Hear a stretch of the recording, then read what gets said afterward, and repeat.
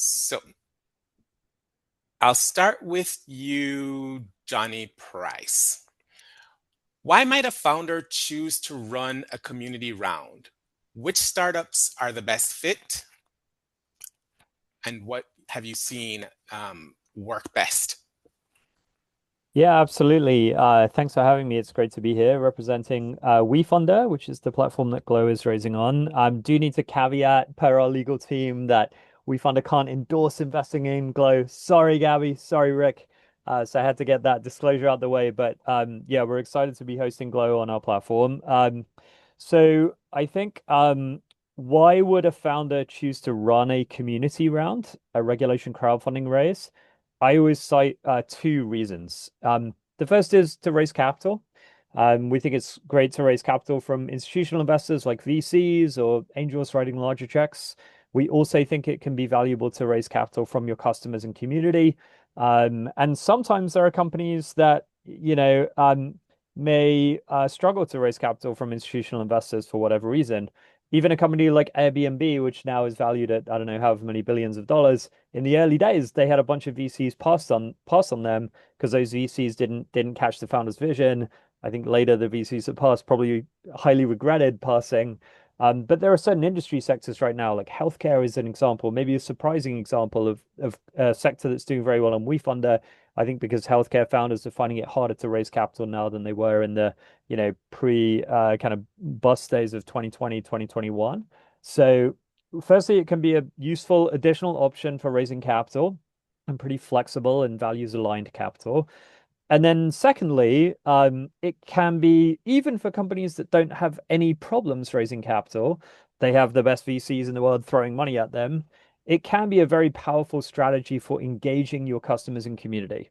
I say it's like the best possible marketing campaign that you could ever run. So platforms like Substack, the newsletter platform, if you know Substack, or Mercury, which is a bank focused on mostly startups, or Replit, or Levels. These are all Andreessen Horowitz-backed companies that did a WeFunder community round from their customers as part of a larger venture-led Series B, not because they needed any help raising capital, but rather because they thought it was really, really awesome to let their customers and community members invest on the same terms as VCs, and that was part of their kind of community building strategy. So those for me are kind of the two main reasons why a founder would choose to run a community round. To your second question on like who it's a good fit for, I think by the same token, the sweet spot is really companies like Glo that have a large audience of customers and a strong community that really believe in the company, believe in the founder. And what we find is the stronger the relationship between the company and their customers and their community, the better fit for WeFunder. So for Mercury, their customers absolutely love them. They launch on WeFunder and raise $5 million from 2,500 customers in 24 hours. Obviously, the larger your customer base as well, the better, because then you can send an email and raise a lot of money like very quickly from turning your customers into investors.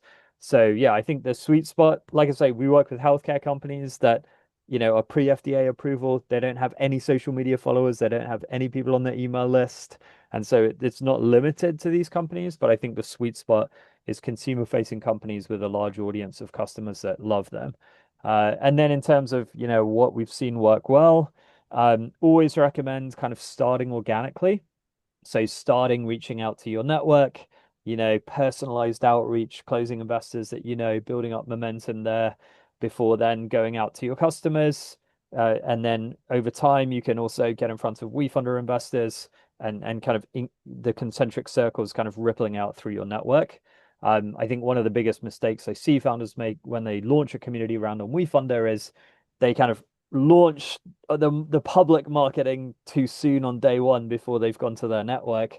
And it's like if you're struggling to, or if you're not kind of closing checks from your personal network first, it's then kind of hard to get strangers or kind of more peripheral audiences to invest in you. So we always recommend start with people kind of close to you in your network, and then kind of expand the marketing efforts as you go from there.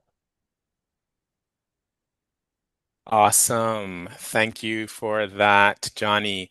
Let's take it up one level. So we started kind of at the base with the platform. Let's now talk about marketing. So after you've done that organic marketing, let's turn to Jason Fishman. What marketing assets are absolutely non-negotiable for a successful equity crowdfunding campaign? Thanks, Tarek. I appreciate that question because the offering page, at least in the eyes of the SEC, that is the centralized location for all of the information pertaining to the deal. It's what's going to do the closing, if you will, from prospective audiences that are learning about the offering. It may be the only interaction that individual has with you, the brand, the issuer, is what's on that offering page. As a marketer, my gut response, where I go to first with these answers, is social proof, third party validation. People don't believe what they see online. I have question marks about it. It's Black Friday over the weekend, Cyber Monday yesterday. You question what you see, whether it's from an advertisement or on a landing page, even on an official FINRA regulated portal. You're still wondering, hey, is this real? What's happening here? Glow, amazing social network of influencers. Goes a long way. If someone I respect, trust, I get different insights from, I followed them in the past on social media, is talking about a Reg CF campaign, it immediately comes with a higher level of trust. And you can manufacture some of this, press releases, definitely going to your first degree network. And as Johnny was saying, not just for investments, which I can't echo loud enough, by the way. I've heard on a panel before, if your mom won't invest in you, why would I? You definitely want to bring those investors there and early. People see on WeFunder how many people have invested, how much capital is there. It could feel like an empty restaurant sensation versus that line around the block, that crowd effect that you're playing for. You can have people from your network that have strong audiences talking about you, talking about what's going on. We then get to visuals. These need to clearly represent the product, the team, the company, the valuation.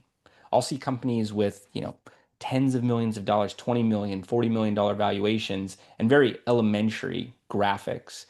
Sounds, assumed or self-explanatory, but it really needs to be polished and be a good mirror of what you're talking about in your financials. The video, I'm a big fan of video. Not everyone says it's a must. I love having video. I love the video assets that are used across the marketing campaign for Glow. This could encapsulate what a sit down would be like with you, with your team as an issuer. And then lastly, what I'd like to point out here is numbers. Only way to measure is with numbers. If you're talking about how big the market is, if you're speaking to revenue, users, customers later in the Reg CF campaign, how many people have invested, how much capital has been produced, that provides some context for the audience. It's not just clever adjectives as much as hard hitting results. So you'd see this consistent across the top campaigns on WeFunder. You see it on Growth Health Foods. You go on Facebook Ads Library, type in Reg CF, see what the top issuers are putting in there and their messaging, and then using that for your run, using that for your launch. Awesome. Thank you so much. All right. So we're going to move one level up now and talk to a really great member of our community, Jason Scott. Jason, can you share with us, from your vantage point, how should investors interpret crowdfunding traction as a part of their diligence process? 100%. I think something I've sounded like a squeaky wheel when talking to founders and investors alike is that in the current state of the world, the things that are going to differentiate companies that are successful are going to be on the go to market and on the talent side, because it's becoming easier and easier to develop products, whether those are tech products or physical products. And I think one of the things that I look for and that investors should look for really early, especially when a company might be pre product or pre customer, is some sort of validation of willingness to pay. And those can sometimes be pilots, those can sometimes be wait lists. But I think the best validation, and I say this all the time, so a lot of my founders who might be listening to this will laugh, are customers on your cap table, right? Customers who not only need the solution so bad that they're willing to pay for it, but they need it so badly that they're willing to invest in its success, right? And I think that's the ultimate validation of willingness to pay. And I think for us as investors, that is one of the things that I warn every investor, whether they're angel investor or institutional investors, what is going to be that validation that someone is actually willing to pay for this, and that the company has access to those customers and can get to those customers. And I think in this example, I think this is a great way to show, and using Glo as an example as well, great way to show that the customers, again, want this so bad, and users want this so bad, that they're not only willing to purchase the product, but they're willing to invest in its success. And I think that that is one of the awesome aspects of kind of crowdfunding, particularly equity crowdfunding as an opportunity for founders. Awesome. Thank you, Jason. And I have been following you, and I do know that you absolutely always say that having your customers on the cap table is the best indication of a successful venture. Okay, now let's put the spotlight on Gabby. Okay, Gabby. So what was the turning point? Like, we've seen how quickly out the gates you've managed to raise over $135,000 on the WeFunder platform. What was a turning point in your campaign that drove momentum and helped you surpass this goal, this landmark moment? Yeah. So I think it's important. We've talked about numbers a lot on this seminar, and as a founder, it's really important to watch your numbers and pay close attention to your analytics. So one of the things that Rick and I always did is we would watch the growth of the crowdfund, and it's going to have a spike in the beginning. It's going to taper off, and when it starts to taper off, that's the most important time for every founder, is to really go back and see what you did in the beginning. And that's what we did. We looked at all the social media that we had posted, all the organic posts that we did, and we dove into the analytics to see which ones performed the best, from the time of the day that we posted, from the content that we posted, from what I was wearing, and what was the intent of it. So, like, was I in a store? Was I at my desk? Like, where was I when all this happened? And we recreated that social media. So not the exact same posts and videos, but we just kind of redid them and reposted. The second thing that we did is we looked at our ads. So while working with DNA, we really dove in and figured out which ads were working and which ads weren't. So we just completely scratched the ones that weren't working at all. We got rid of all of those, and then we refreshed all of our content. Remember, your viewers, they're going to come from a lot of your organic following. And so they're going to see your organic posts. They may not decide then, but they may see a couple of your ads as well. And if they see the same stuff over and over again, they're going to get bored. It's like TV, you switch a channel. But if you refresh your content consistently and you work with your advertising agency, your marketing agency that's working with you on your crowdfund, you're going to win. And so we did both of those at the same time. We saw a great secondary spike that pushed us over the edge. Awesome. Thank you for that, Gabby. That's really good advice. Let's turn it over to Rick Baseman. So, Rick, as CEO, how do you balance the operational demands of scaling a company with the visibility and engagement required in a crowdfunding campaign? That's a great question, because one might assume they're very competing ideologies, and they're not. For us, it's completely complementary. And I want to give a bit more answer on that in a moment. First, I can't resist. Tarek, you and your team, Danya, we want to thank you on behalf of myself and Gabby. You guys have been such an incredible support to us throughout, and just wanted to express our appreciation publicly. So thank you.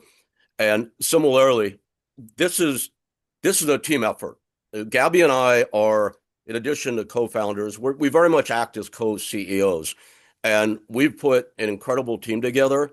And that's what keeps the journey exciting and always new, and it's pointing us towards success. And looking at the screen right here, just seeing both Jason's and Josh and Johnny all in the same place, guys, this is incredible.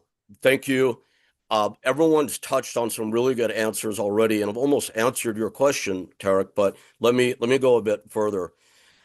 The crowdfunding, again, it's not a side thing or a project for us. It's absolutely essential to our operating strategy.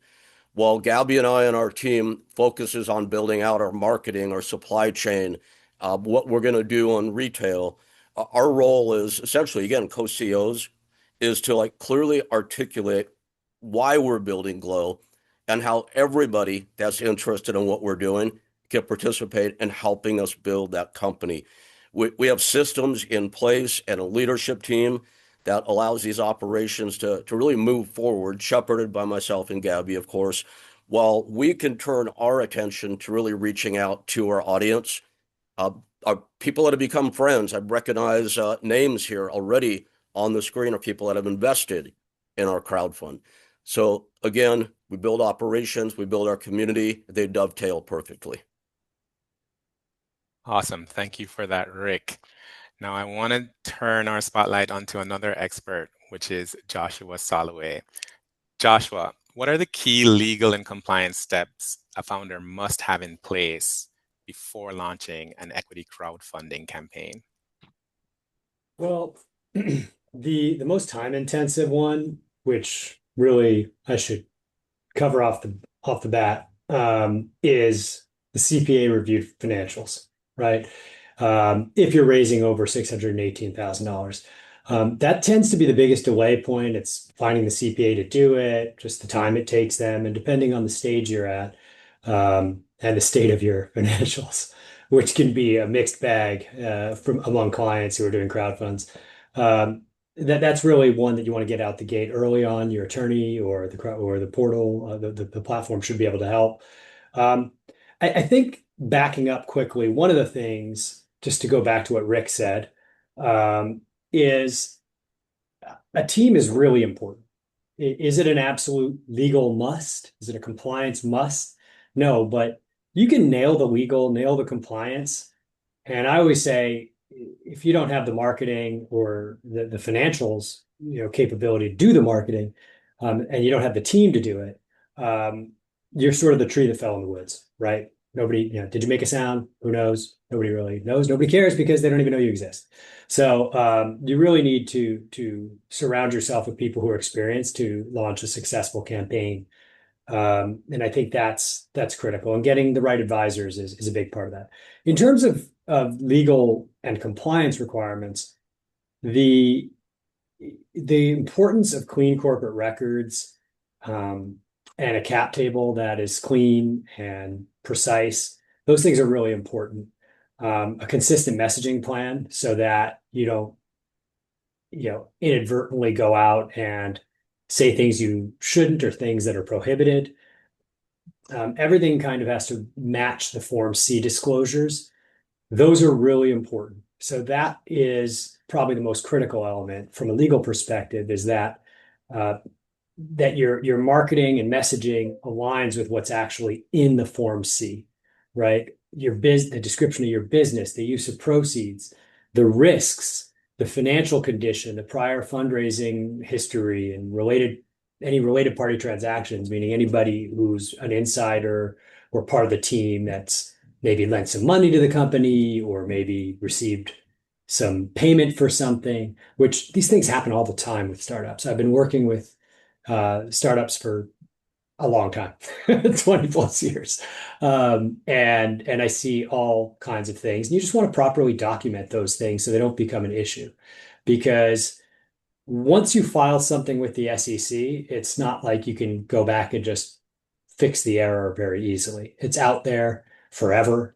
It's not, you can amend things, but if you make a misstatement and certify it, which you have to in order to file, is you have to certify, you can get yourself in some hot water and even blow your exemption, which would be a real disaster. So I think the corporate records and corporate governance is really important. You should have counsel there helping you with that, because it's an easy way to kind of trip yourself up.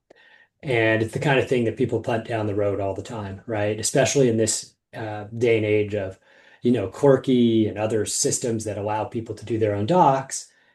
That's great. And I'm a big fan of that kind of democratization.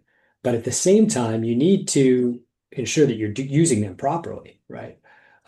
So those are some major legal and compliance pitfalls in terms of the legal and compliance steps. One that I always want to highlight is the importance of risk disclosures. If you just use the stock disclosures in terms of risk factors, what are called risk factors, which is like, hey, this could happen, that could happen, this could happen, that could happen. You want to think of everything you can do. right? Everything that could possibly go wrong. And you want to disclose it. And any of my clients that are listening in, including the Glo folks, know that I harp on this a lot because if you don't put those out there, you're just leaving it open for someone to come back and say, hey, you never told me that this was a risk or that you had to get, FDA approval or that you needed this or that. And I didn't know, poor little me, the uninformed investor, you tricked me, right? So you want to just be exhaustive, right? You want to leave no stone unturned. Hey, here are all the litany of things that can happen. Now, there's an irony in that from a marketing perspective, which is everybody says, oh my gosh, I don't want to tell them all these things. That's going to convince them not to invest. When in actuality, what ends up happening is the longer they are, the less likely anyone is to read them, which just means, people like me and my team, we slave over it, write it in exhaustive detail, and then nobody reads it. But that's kind of the best outcome because if people are reading it later, they probably are suing you. So we don't want that. But if they do sue you, we want to absolutely exhaustively disclose everything so that we don't leave a lot of cracks for them to crawl through in their litigation. Thank you so much, Joshua, for that sound advice. Yes, and none of us want to get sued, but let's be prepared if we do. All right. So, round one gave us a powerful look at the puzzle pieces of equity crowdfunding from a legal and marketing to platform and founder perspective. What I take away is that when those pieces come together, they not only build campaigns, they build community. And, for me, I want to just take a moment to share something a little bit personal, I guess.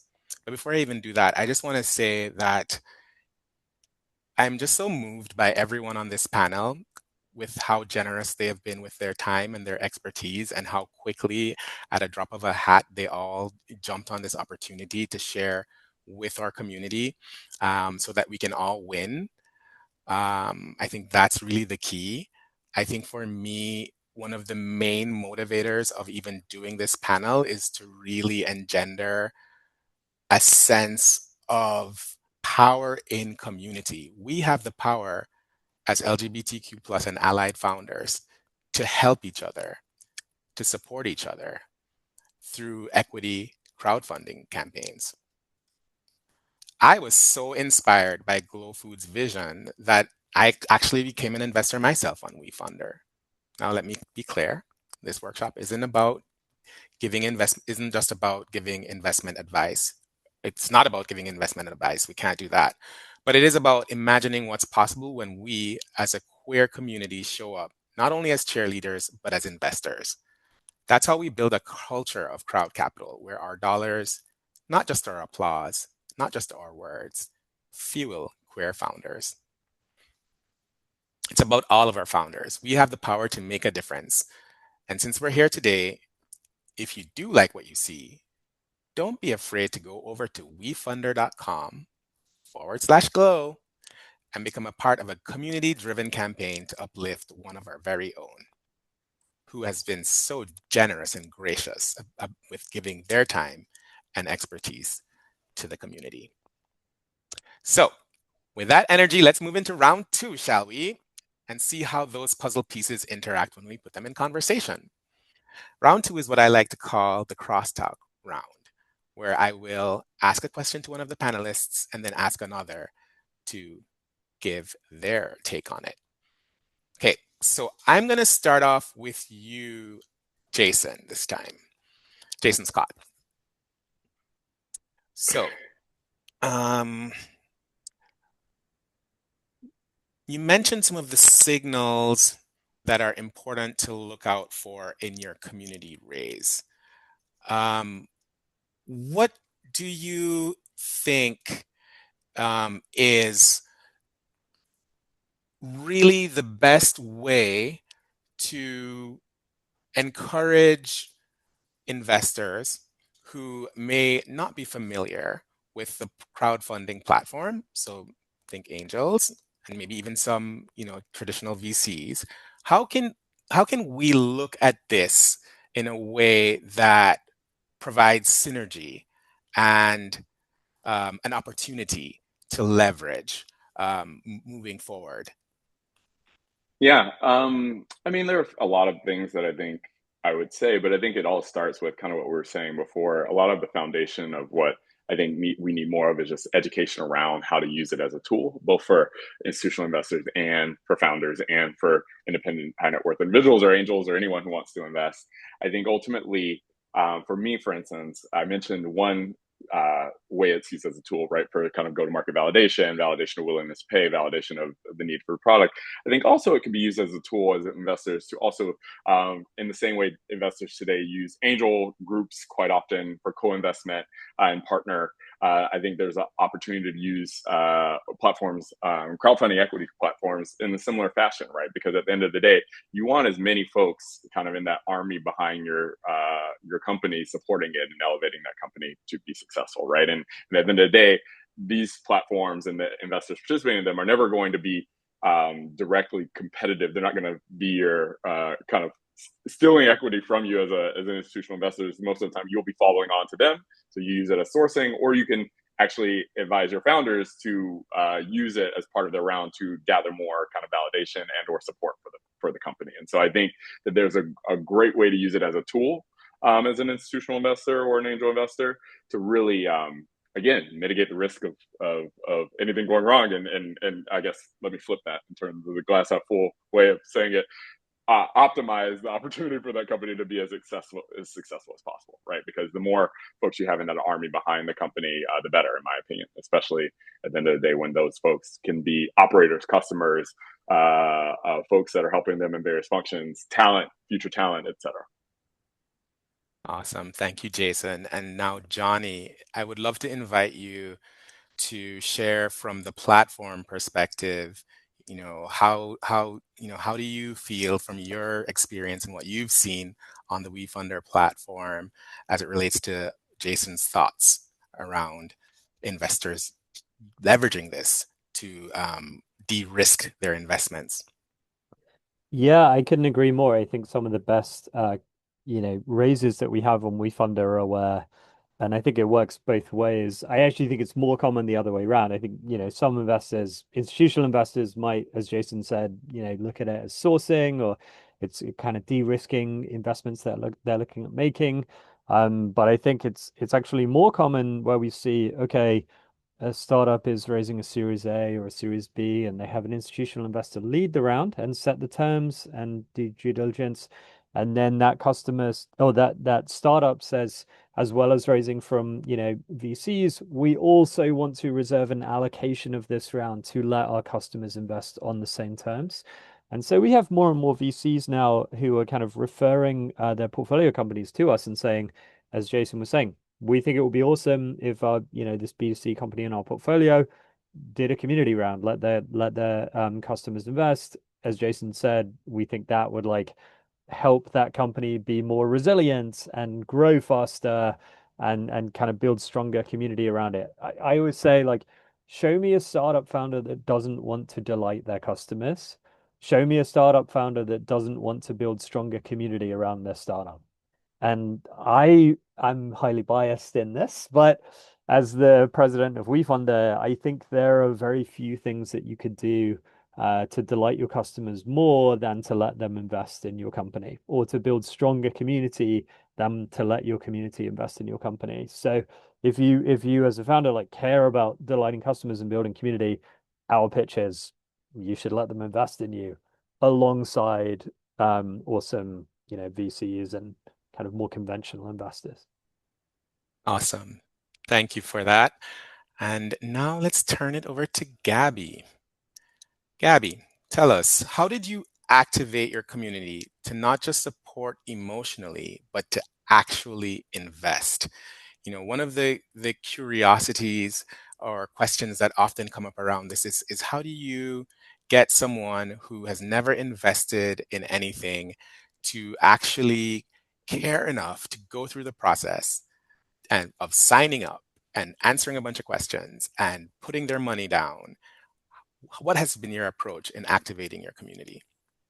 Yeah, thanks, Tarek. So that starts long before the crowdfund even launches. It started years ago with me, where when I built my following, I was never plugging anything. I delayed the, I guess you'd call it the brand and the plug on purpose. I built their trust over 5 years. So I would go out and do food reviews, and I would always say, I'm not paid or sponsored by anyone. It's so tempting with social media. Like everybody can be an influencer. Every company wants to send you guys stuff for free. Like, oh, post about my stuff, and then instantaneously your followers know you're selling out. Like you got to get your bag, right? Everybody's got to make money, but you're selling out and they know that. So when it comes time to actually have your product be there and you're like, "Hey, buy this." Well, they're like, "We've already bought 10 other things from you and three of them sucked." And like, "Why should we do this?" Instead of doing that, I built their trust. I did everything they wanted. I reviewed all the foods they wanted. I used my years of expertise and knowledge to post videos that were helpful. It was good, high quality information that I was giving them. So it wasn't just a bunch of crap that I was regurgitating.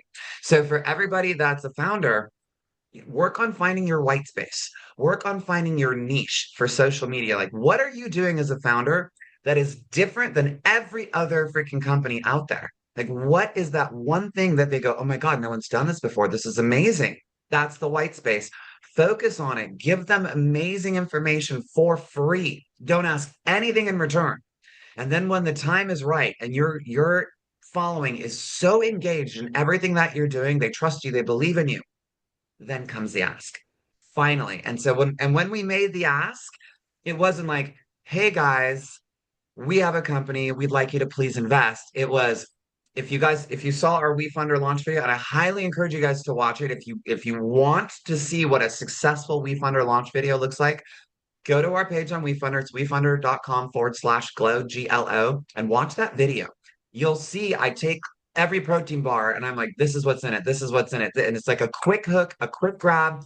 And then I go, here's what we're doing that's completely different. And this is exactly why you want to invest. And then we walk them through the entire process with screenshots of how to invest. So it's like, I'm teaching you through a very engaging video.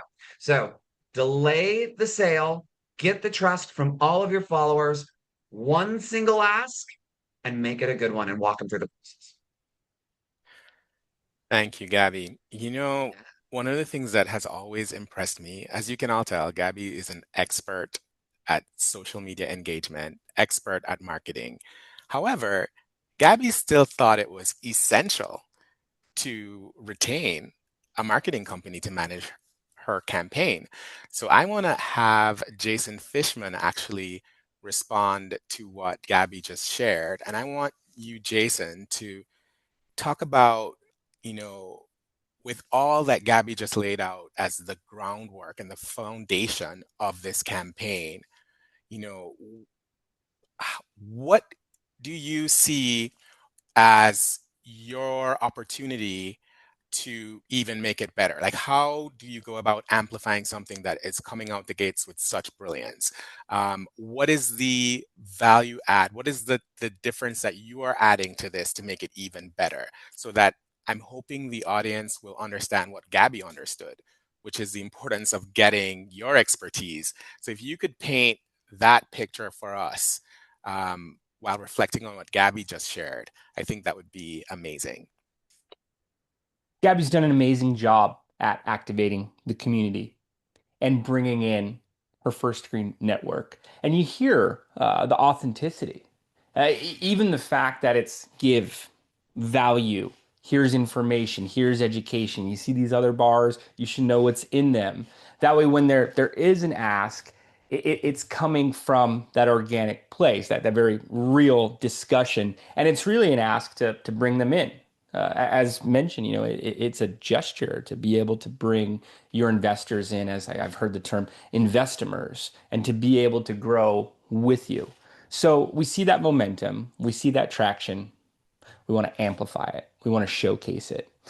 In the advertisements, they're running from Gabby's Facebook page, Instagram page, Meta page, and to first screen networks, also to audiences of historical equity crowdfunding investors. So people who've participated in other deals on WeFunder and other platforms. And WeFunder has an amazing social platform built into it. You could see portfolios of investors who are highly active on WeFunder. Some of them, over 100 deals they've invested in.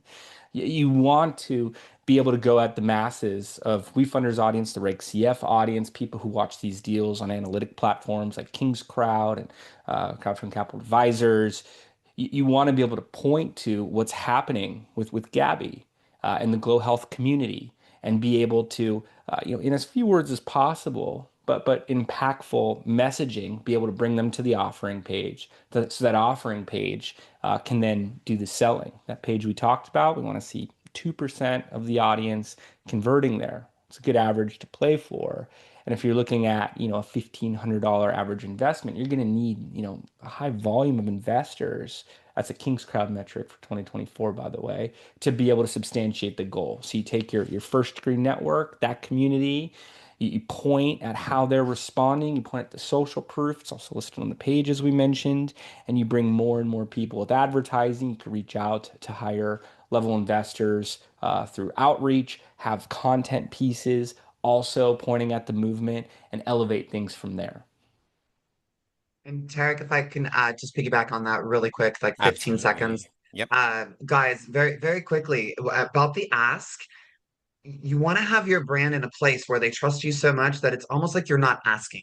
You're not like, hey, please come invest. Like this is like I'm doing this for you as the founders. Like I made this because you asked me to. I saw your needs.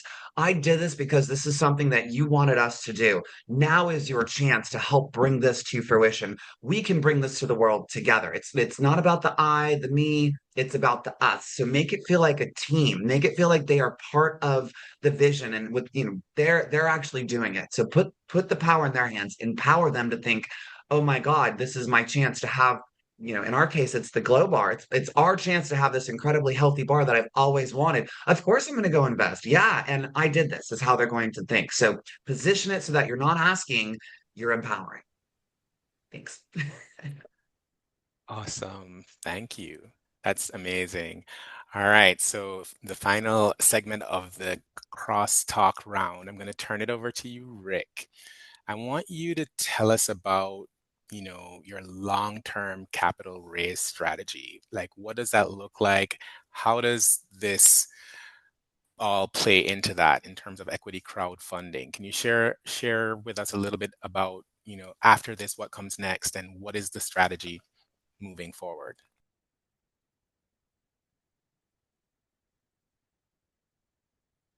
And Rick, I think you are still on mute. I'm so sorry, Al. I'm home in my backyard with all of my dogs, and they're noisy, so I was on mute.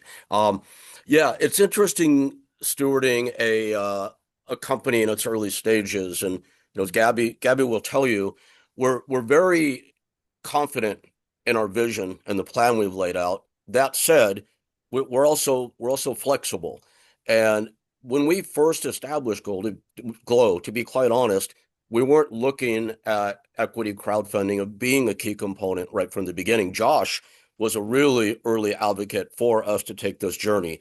We're familiar with it. We're fans of it. When we made a decision, it was one that we just really jumped into wholeheartedly.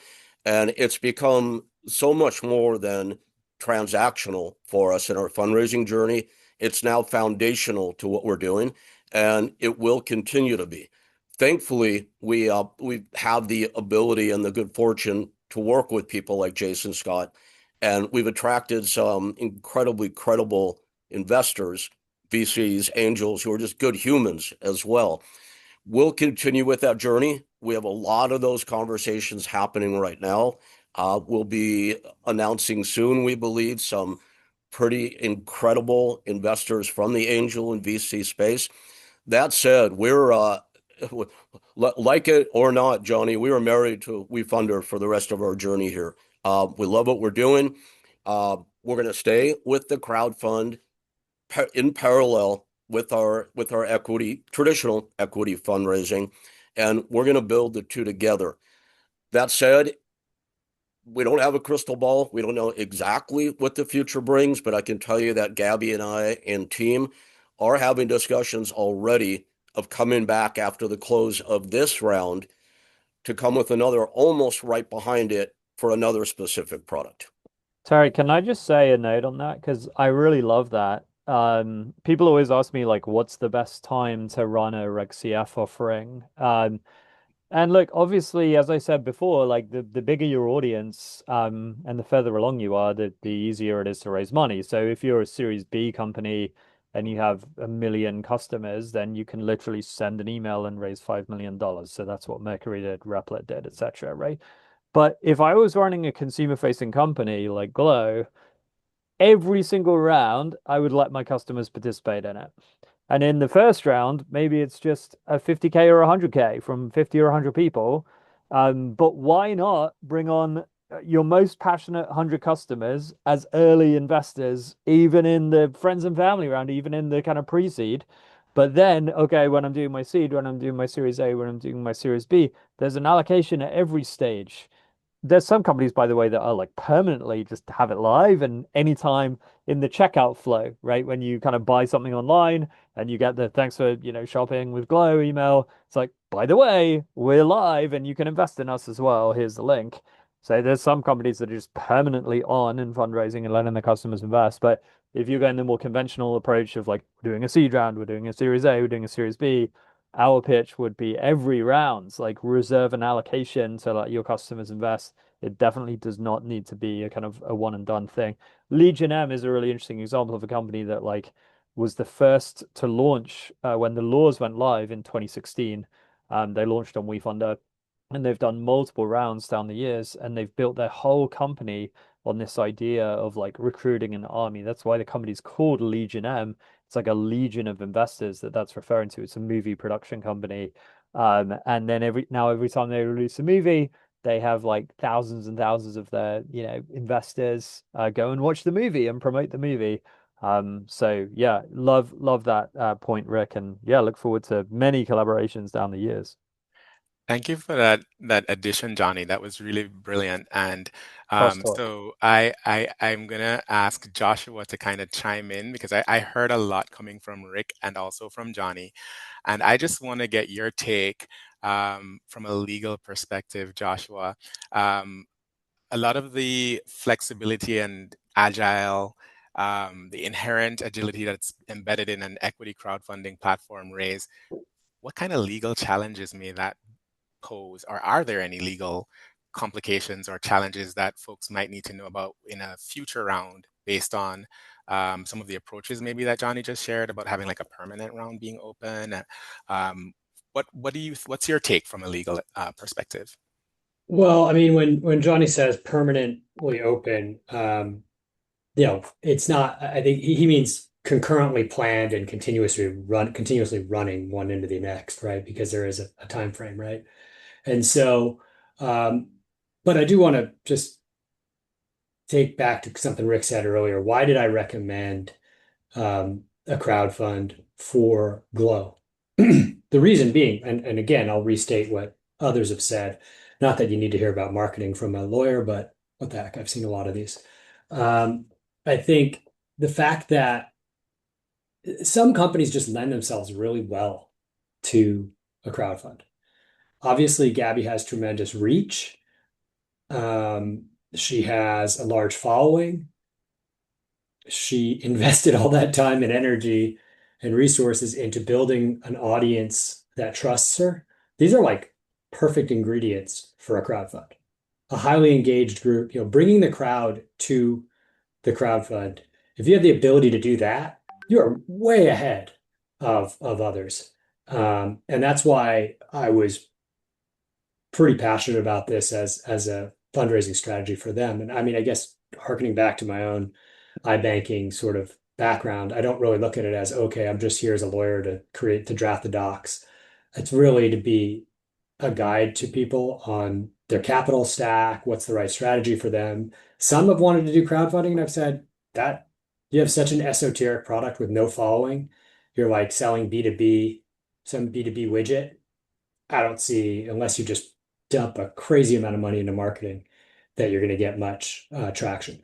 So, but circling back to your question, I actually like crowdfunding also because it gives, especially if you're doing a crowd safe, right? It gives so much flexibility to the founders. right? People often want to kind of do what they think is hitting the easy button, but it actually isn't. They want to go out and raise a bunch of money from a VC and say, great, now I don't have to worry about raising money, except you got to worry about a bunch of other things because you just bought yourself a boss, right? And one that may not have the same aligned interests as you do, and one that has an exit horizon and all kinds of other things that can cause conflict if you don't pick the right one. You might hit pay dirt and get lucky with the right one, like some folks here. But it's pretty rare to do that. And so I think it's really um, it has the benefit of offering flexible patient capital. Now, one of the things to be sure of is to ensure you're picking a crowdfund portal that has the approach of essentially forming one SPV to put everybody into, so you don't end up with a zillion lines on your cap table because you just racked up 1,000 investors, and now you go to talk to a VC at the right time, and it's totally unwieldy. They look at this, they're just like, this looks like a headache, and I don't want to be in business with thousands of consumers, right? It's really and then not to mention your own complexity. I think the other thing that people lose sight of is the ongoing compliance requirements. It's very common for people to go out and execute a fundraise, a crowdfund raise, and forget to do their Form CARs, right? Their this annual report filing that is required. And when they have what would be considered material updates to file their Form CUs. Those are really easy things to get tripped up on and to forget about. So don't worry, Gabby and Rick, I will remind you. Or more accurately, Stacy and Morgana will remind you because they're good at that. But those things are really important. And that means not only execute the fundraise and move on, but like stay in touch with your advisors. Get good advisors who are going to make sure that I mean, they can't ensure that you do that, but that are going to they're going to help you to remember to do that because you're running a business. You're not thinking about all of the sort of compliance hurdles all the time.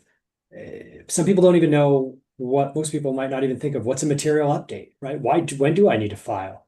And so those are some things to think about going forward. But I generally think that with the right advisors by your side, with a fundraising strategy that avails your company of the crowdfund advantages, frankly.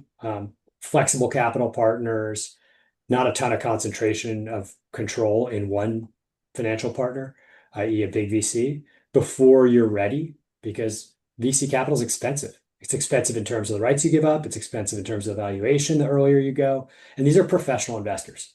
So even with the best counsel at your side, when you're early stage and you don't want to pay a fortune to advisors, and maybe you don't have that much leverage in the negotiation, it's pretty hard. So if you have to come out with a great deal that not impossible, it happens all the time, but it's a tougher slog as compared to engaging with a crowd of real supporters and making the investments they can afford to make, which frankly spread the control. And if you're talking about a crowd safe, they're not even making a control investment until much later. So it's very flexible and gives people, at least I think, a lot of power with the founding team, which is uh, which is can't be overstated in terms of its attractiveness to a founder. Thank you so much, Joshua. Now, I am aware we only have 5 minutes left, but I absolutely want to ensure that we get at least two questions from the audience. So I would invite the audience by raise of hand to please indicate if you have a question for our amazing panel before we let them go. And okay, I see, but I think who was first? Okay, I think Debbie Chang was first on my screen anyway. Yeah, sorry. I'm just I'm wondering about the difference between we funder and like, Seed and Spark or other things because I have a creative project or even I think there's something called Glow or Join the Glow. that does more creative things, especially because we have a nonprofit partner. So I'm trying to see kind of what platform is the right one for something creative. We're trying to get funding to edit a documentary about Yeah, the I origin story of our company. I can probably speak best to that, but there's only one Glow I know, and it's the one on the score. But just kidding. With respect to kind of different crowdfunding platforms, yeah, I think the first question is the type of crowdfunding that you're talking about. So there are donations crowdfunding platforms like GoFundMe. There are kind of perks-based crowdfunding platforms. Kickstarter is probably the most famous one, Indiegogo. I believe Seed and Spark would fit into that category, although I'm not 100% sure. Yeah, Seed and Spark is more for like, Perks. Yeah. No, But it's for creative things for like documentaries, films, yeah, podcasts, that as a kind of kind of thing. Yeah. a vertical, I'm in terms of like the type of the capital, I believe it's more kind of perks based, Oh, okay. as opposed to an investment. Right. What WeFunder is, and by the way, there are other inferior platforms to WeFunder, another joke. Mm-hmm. But WeFunder is a investment crowdfunding platform. And we actually don't really like the term crowdfunding. We prefer community round because it Right, sounds right. nicer, and also because crowdfunding makes people think of Kickstarter. But yeah, the first question at a high level is, are we talking donations, GoFundMe? Are we talking perks, Kickstarter, Indiegogo, and I believe Seed and Spark for creative projects? Or are we talking investment? And if you're talking investment, that's where kind of WeFunder is. And typically, the average Kickstarter raises 25K. The average WeFunder is about 350K. So if you are offering people the chance to make a return on their investment, the average amount that they will invest will tend to go up significantly. So the average Kickstarter pledge is $80, 80. The average WeFunder investment is $1,000. So typically you will raise more money if you're offering people a rate of return potentially as an investor, as opposed to offering them perks like a Kickstarter campaign. Double check me on Seed and Spark, but I believe that would fit into the Kickstarter category. Yeah, it's more like you get credit or that kind of thing. Yeah. Exactly. Yeah. Okay, I Whereas on think WeFunder, we have movies that raise on WeFunder, and it's like if you invest in the movie, then just like a larger investor would invest in the movie, you You can get get a rate of production. return Yeah. on that right. investment. Yeah.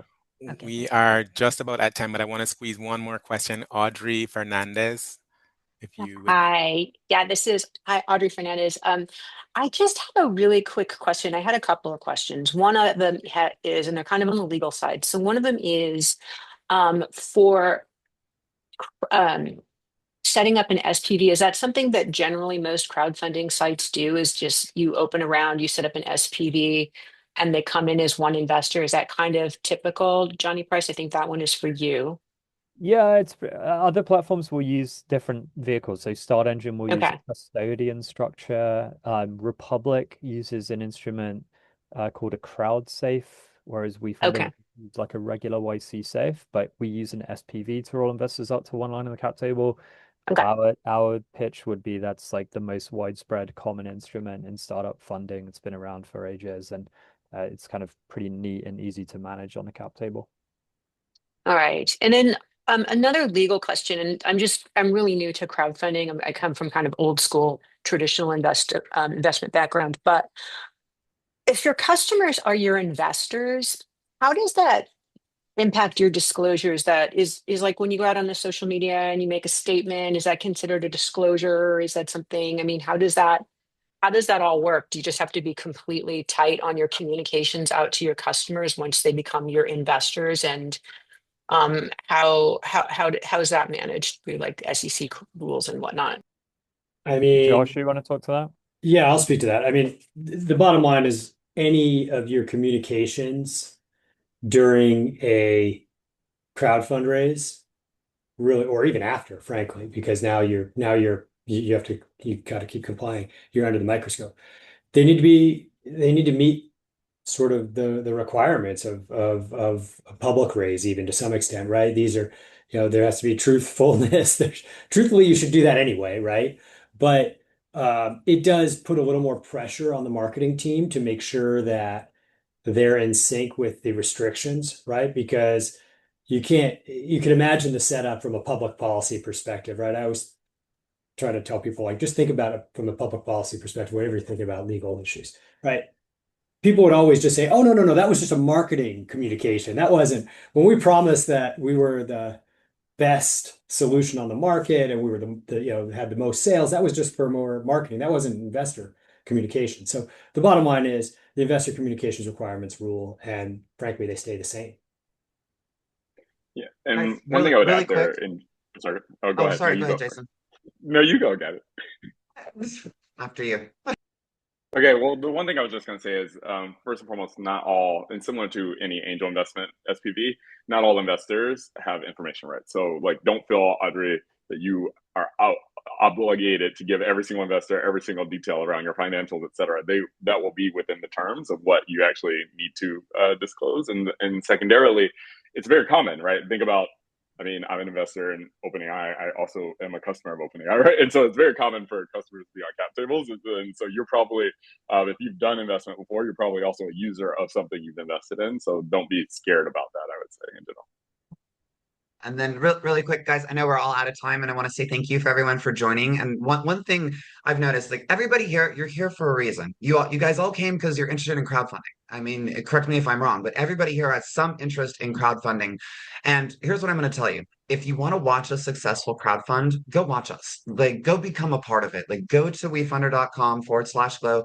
Look at our pitch. Watch that launch video. Look how we arranged the crowdfunding page and how we spoon fed everything to everyone. I've seen some questions in the comments about like, what if our network is small and doesn't have a lot of money to invest? It's like there's strategies you can use with the perks, with minimum investments, and then leveraging. Go read and see exactly what we've done. And there's no better way to follow what we're doing than to become an investor. If you want to dump money in, go for it. I'm not going to tell you not to, but you can follow us from point A to point B and see everything that we've done. We have a minimum investment of $100. It's not a lot. And so for those of you that don't have a large community or a large amount of followers, it's so easy to get everybody involved. And rather than looking at it as like, okay, I need one investor with $1 million, it's like I need 1,000 investors with, $100. Like, okay, cool. That gets us from point A to point B. And when you work backwards, it's so much easier than seeing like this gigantic milestone that you don't ever think you can hit. And here's what I'm going to tell you. If you guys are considering crowdfunding and you haven't started yet, it's probably because you're afraid of failing. Am I right? If you've ever been afraid to fail, raise your hand. Say I, really quick. Because yeah, it's been me. I have failed and Rick has failed. We have failed more times than all of the fingers on people's hands in this crowdfund seminar can count. The master has failed more times than the student has even begun to try. So don't be afraid to fail. The second you put that fear out of your mind, the worst thing that can happen is that you fail and it doesn't work. But if you quit, if you stop right there, that's what separates successful entrepreneurs from everybody else. If you learn from your previous experiences and you change what you're doing and you see what happened, you go back and you dissect it and you look at it, that is where entrepreneurs are born. That is the difference in a successful CEO, chairman, a successful company, and those that just quit. So now would be your time to decide who you're going to be. Are you going to get out there? You're going to take action? You're going to start? Because if you don't take action, it's never going to happen. So my best advice to you, I'm not giving anybody advice, but my best advice to you, go start and go follow our crowdfund. If you want to see how it works, go follow us, go become an investor, go do what you need to do, learn about us, and then go apply it to yours. Look at our pitch deck, look at everything, take it and make it your own. Awesome. That is such a fabulous wrap up. But I'll still try to add a little bit more onto it as we bring our workshop to a close. I want to thank our incredible panelists for sharing their expertise and our attendees for showing up with curiosity and courage. What we've built together in this session is more than knowledge, it's momentum. And for those who want to continue the conversation, there are several follow-up opportunities. You will have access to this recording and segmented clips to revisit all the key insights. And you can also explore both the WeFunder onboarding process and the StartOut investor portal to take next steps as part of this growing movement. We also have some materials that will be linked in the chat to help you navigate community raises. We've created a checklist as well as a frequently asked questions document that you will be able to take with you for having come here today to spend some time with us. I also want to once again highlight Gabby's ongoing campaign with Glo Foods. If you've been inspired today, don't be afraid to visit wefunder.com/Glo and join a community-driven effort to uplift one of our very own. Remember, this isn't investment advice. It's an invitation to imagine what's possible when we, as a queer community, build a culture of crowd capital together. Today, we saw how each piece, platform, investor, founder, marketing, legal, leadership, all fit together to create the full picture of equity crowdfunding. Together, we are building a community where equity truly means equity for everyone. I also want to give a big up and shout out to Danya Pigot, who has been my project manager for this amazing and spectacular event. Without Danya, none of this would have been possible. And I want to thank you all again for being a part of this journey. Let's keep fitting the pieces together. Have a great day, everyone. Bye, guys.